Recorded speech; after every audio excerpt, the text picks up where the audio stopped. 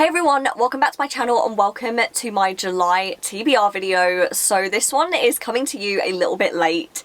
I did explain in my previous video why that was. I basically had kind of a hectic month towards the end of June. Obviously I was in London, I saw Taylor Swift. When I came back from seeing Taylor Swift, I was really tired. It took me ages to get my energy levels back, and then when I felt like I'd got enough sleep, I ended up getting ill. And it just was a whole thing. I ended up completely failing on last month's TBR. I just found towards the end of the month either I didn't have time to read or I just didn't have the energy to read, and I was just struggling, and there were books that I could have read that I wanted to read, but I just knew that I wouldn't have got the enjoyment out of them because I was just so tired and like so ill.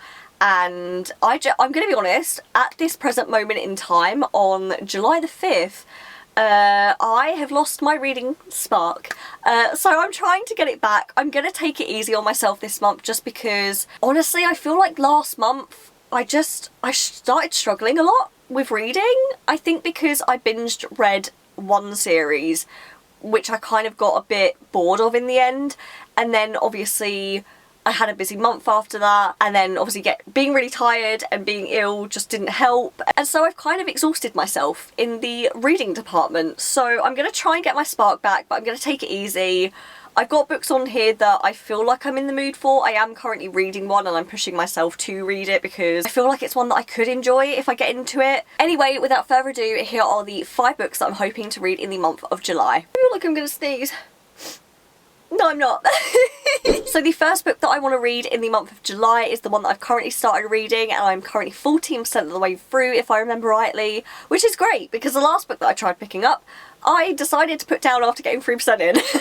So that is what I mean when I say that my reading spark has simply disappeared. But that book is The Prison Healer by Lynette Noni. This is a YA fantasy, I believe. It's reading that way, and I think that's what it is. A lot of people really love this book, and I'm kind of terrified that I won't get that vibe with it. At the minute, I'm intrigued, but I'm not engrossed. So we'll see how that goes. But this essentially follows a 17-year-old girl named Kiva who has been imprisoned in this kind of like death prison called Zalindov. I think that is how you pronounce that. And she is basically known as the prison healer. She is the person that works to heal people when they have ailments. She's kind of there when people die and all of that kind of thing. She kind of has this reputation in the prison for being a little bit of a snitch. She's basically trying to stay alive because she thinks that one day her family is going to come and save her, and so she'll do whatever it takes to kind of keep herself alive. And one day the rebel queen is captured. Now, I've only been reading this for a little while and that is literally all the information I know, but as far as I know, the rebel queen is someone who had her throne taken from her, and she's been kind of like building up this rebel army, I guess, to take it back. And so a lot of the rebels tend to come into the prison. They don't like Kiva because Kiva reports their goings on to one of the like top prison guards to kind of like keep herself in a good position and keep herself alive. That's all I know. Not much information is given to you, which I kind of like. I like it when things are given to you in dribs and drabs. And at the minute it honestly, as a reader, it feels like I'm in prison because I don't know about the world. I don't know what the world looks like. I don't know what's going on. I don't know who this queen is. I'm very excited to see how this one goes. I'm hoping I can push my way through it and I get some major enjoyment out of it. But I know that this is a very beloved series, and so I'm excited to see where it goes. I'm just terrified that I'm not gonna get the same enjoyment level out of it because I currently do not have my reading spark. So the next book that I want to read in July is my one novella for the month because I just felt as if I needed something short and sweet just to help myself get through the month and actually read a substantial amount. But this one piqued my interest last month and I had every intention of picking up a couple of like really short books, but obviously that didn't happen. But that one is Run on Red by Noelle W. I'm going to butcher this. I don't know how you pronounce this. I want to say Illy, but I'm not sure.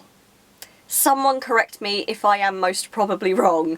But this is kind of like a thriller, like a short thriller novella, but it follows these two women who are in the middle of nowhere driving, and they suddenly realise that someone is tailgating them, and it's these men in this truck. They don't know what they want, they don't know what they're after, and they think it's just like a little bit of road rage, but then they realise that this has been going on for miles, and so it kind of like turns into a game of survival. I think this sounds fantastic. I feel like there's a movie that's like this, but I don't know what that movie's called. I'm pretty sure I've seen a clip of it somewhere on TikTok randomly. I like the sound of this. It sounds almost like very actiony and like horror based, so I'm very excited to see what this one is like. It is under 300 pages. It has some very mixed reviews, so I don't know how I'm gonna like this one, but I'm hoping that because it's short, it's just gonna be a really quick, easy read. I'm not expecting anything spectacular. I just need something that's gonna get me through the month. The third book that I want to read in July is Leather and Lark by Bryn Weaver. This is kind of like my fun book of the month that I know is going to be a really easy, quick read. This is the sequel to... Ooh, it's the sequel to something. It's the sequel to Butcher and Blackbird, which I did read, I think towards the beginning of this year. And essentially the first book follows two serial killers who kind of have this game that they play where they're given a target, but they don't know who that target is, and whoever kills that target first wins. And they have this like thing going on every single year, and that's when they meet. It's a romance between two serial killers. The first book was fantastic. I really loved it. It made me laugh out loud.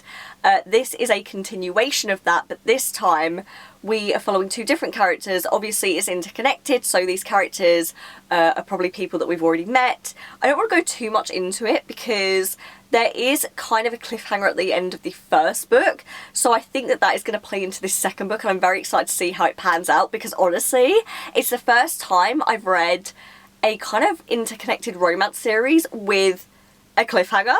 So I really liked that that was a thing, and it's made me really excited to pick this one up. I do believe that this released last month, I think. Yeah, the 4th of June it released. So it's a pretty new one out, and I'm very excited to read it, and I know it's going to be just as fun as the first one, so I can't wait to see how I enjoy this one. So then the fifth and final book that I want to read in July is actually by an author who is on my 2024 must-read TBR. But the book on that list is actually a different book in a different series by the same author. But this book is the one that I'm particularly in the mood for, so maybe I could switch that over, because I'm honestly, I just really want to read something by this author. I don't know, maybe I'll change it, maybe I won't. But that book is Empire of the Vampire by J. Kristoff. And the reason that this popped up was because I put up a TikTok recently that had the... Now, if you've seen this film, you'll know. But if you've ever watched Blade, there is a scene at the beginning of the film where they go into like this club, which is a vampire club. And there's this kind of like beat playing in the background.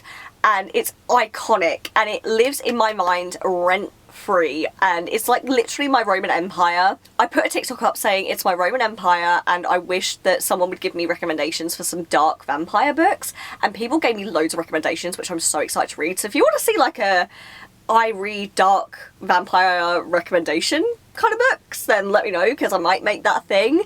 But this was one of the ones that popped up, and so I'm very intrigued by it. But I'm just going to read the blurb because I don't know what this is about. So we're going to go into this together. It's been 27 long years since the last sunrise. For nearly 3 decades, vampires have waged war against humanity, building their eternal empire even as they tear down our own. Now only a few tiny sparks of light endure a sea of darkness. Gabriel de Leon is a Silver Saint, a member of a holy brotherhood dedicated to defending the realm and church of the creatures of the night. But even the Silver Order could not stem the tide once daylight failed us, and now only Gabriel remains. Imprisoned by the very monsters he vowed to destroy, the last Silver Saint is forced to tell his story. A story of legendary battles and forbidden love, of faith lost and friendships won, of the wars of the blood and the forever king, and the quest for humanity's last remaining hope, the Holy Grail.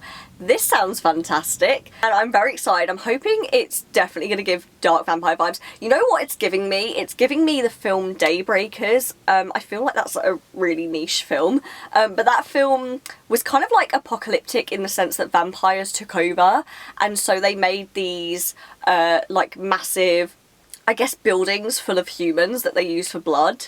and humans are kind of in hiding from them. Reminds me of that. So I'm very excited to read this. I'm hoping it's going to give me the vibes that I want, because I'm going to try and get into fantasy this month, because one of the books that I didn't read last month was Mistborn by Brandon Sanderson, and the reason that I didn't end up picking it up was just because I knew that if I picked it up, I wasn't going to be able to get into it. So I'm going to try and slowly get into fantasy, so that by the time I've read some and I've really enjoyed some, I can go on to Mistborn and hopefully get the full enjoyment out of that. Anyway, those are the 5 books that I'm hoping to read in the month of July. Let me know what you plan to read in July, or let me know if you've read any of the books that I mentioned and tell me what you thought of them. If you enjoyed this video, then don't forget to give it a thumbs up, and if you want to see more content from me, then don't forget to subscribe, and I will see you in the next video. So bye guys.